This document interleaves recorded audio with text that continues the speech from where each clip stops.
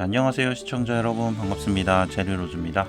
자, 오늘은 고고머핀 업데이트 정리해 보도록 하겠습니다. 이번에 새로 나오는 시스템이 있죠. 여권하고 비문록 시스템인데 이 두 가지에 대해서 제가 아직 체험을 해보지는 못했지만 공략글들 좀 확인하면서 정리를 좀 해봤습니다.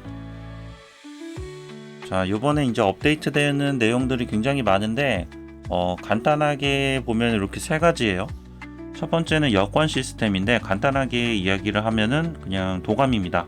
이것저것 모아가지고 우리가 능력치를 올려주는 도감이고, 도감을 통해서 우리가 보조 장비를 얻을 수가 있습니다. 두 번째는 비문록, 비문 감정인데 스테이지 66-9를 클리어하고 나면은 오픈이 된다고 하고, 우리가 이제 스테이지 진도에 따라서 비문록도 또 종류가 다르게 또 새로 열린다고 합니다.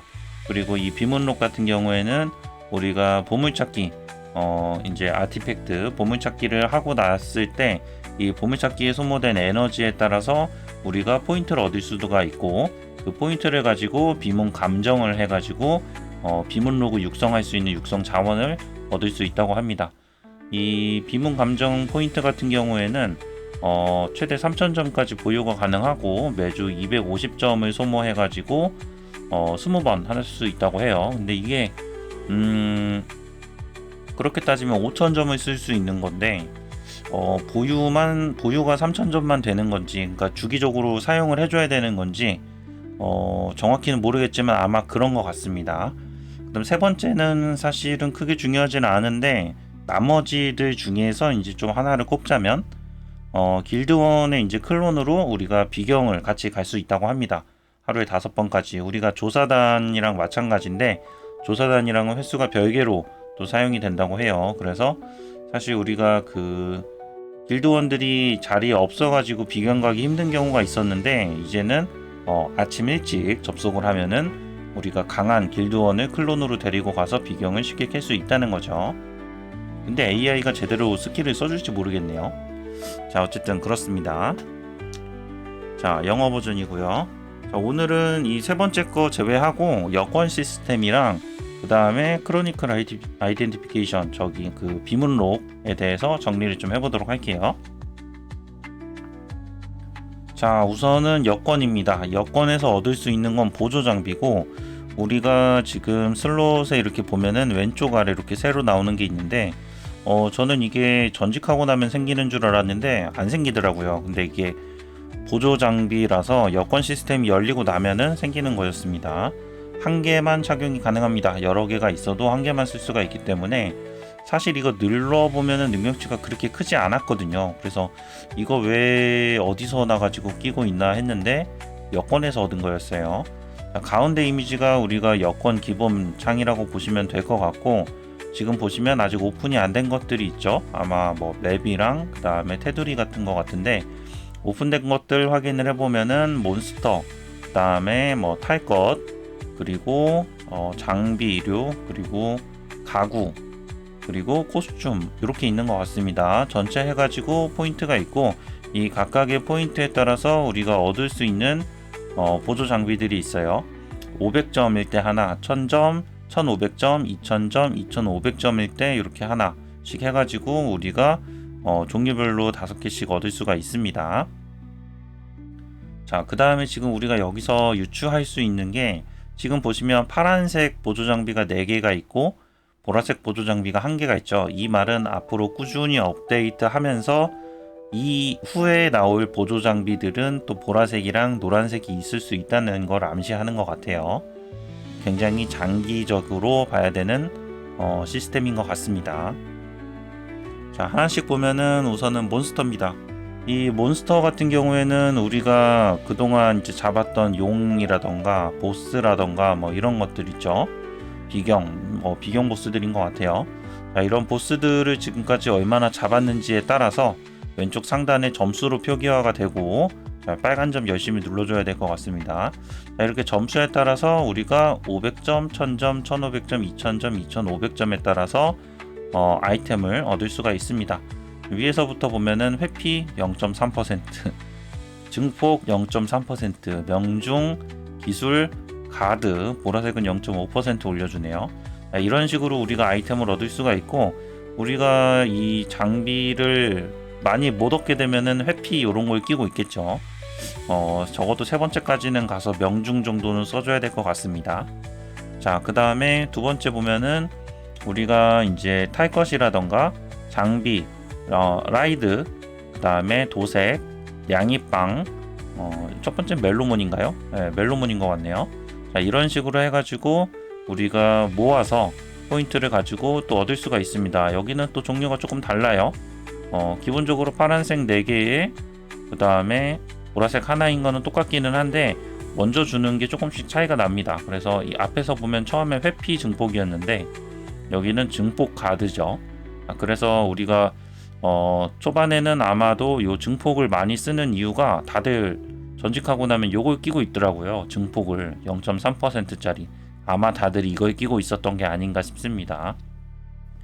자, 그래서 증폭 카드, 기술 회피, 증폭 이렇게 해가지고 아이템을 얻을 수가 있고, 자, 다음은 코스튬입니다. 코스튬은 사실 과금이 많이 들어가는 부분이라 얼마나 다들 모으셨는지 모르겠지만 코스튬을 얼마나 많이 모았는가, 이제 부위랑 색상에 따라서 우리가 포인트를 얻을 수가 있고, 여기도 마찬가지로 가드, 기술, 회피, 증폭, 명중 해서 마지막에는 명중 0.5%.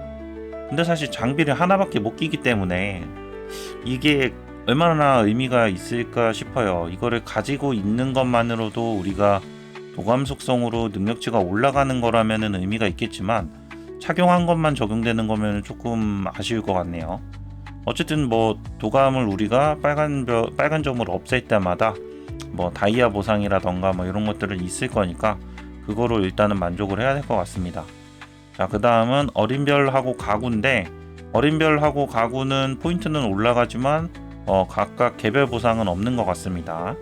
자, 여기까지가 우리가 여권 시스템 정리를 했고요. 자, 다음은 비문록입니다. 비문록 같은 경우에는 우리가 스테이지 66-9를 클리어하면은 처음으로 오픈이 되는 것 같고, 자, 여기가 메인 화면인 것 같습니다.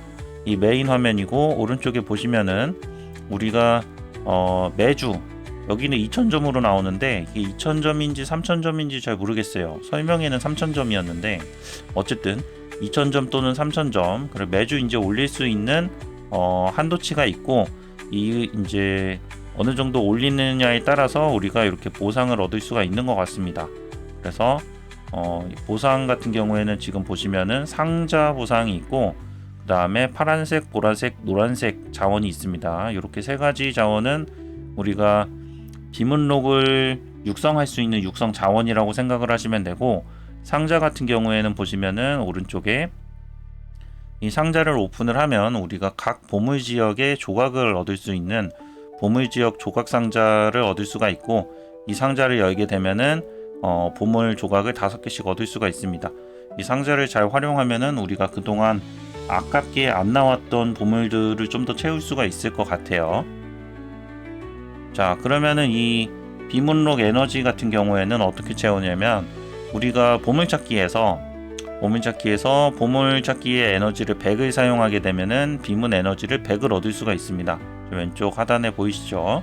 자, 이렇게 해서 우리가 이 에너지를 모아가지고 이걸로 250점을 소모하면은 비문 감정을 한번 할 수가 있는데, 비문 감정을 하게 되면은 이거는 확률인 것 같아요. 초록색, 파란색, 보라색, 노란색이 있는데 확률적으로 이렇게 색상에 따라서 나오는 것 같고, 나왔을 때 노란색이 나오면 더 좋은 아이템이 나오는 것 같습니다.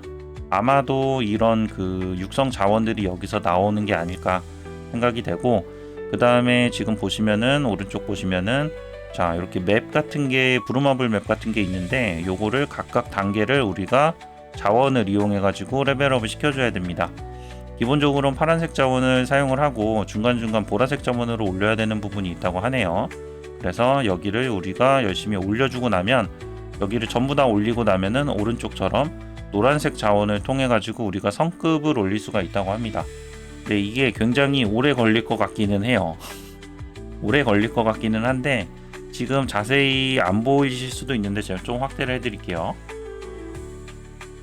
자, 수치가 생각보다 꽤 큽니다. 지금 보시면 아직 등급이 얼마 안 되는 것 같은데도 공격력이 5만 정도 올려주고 뭐 크리티컬 그다음 명중 이런 것들이 지금 860 막 이렇게 올려주고 있잖아요.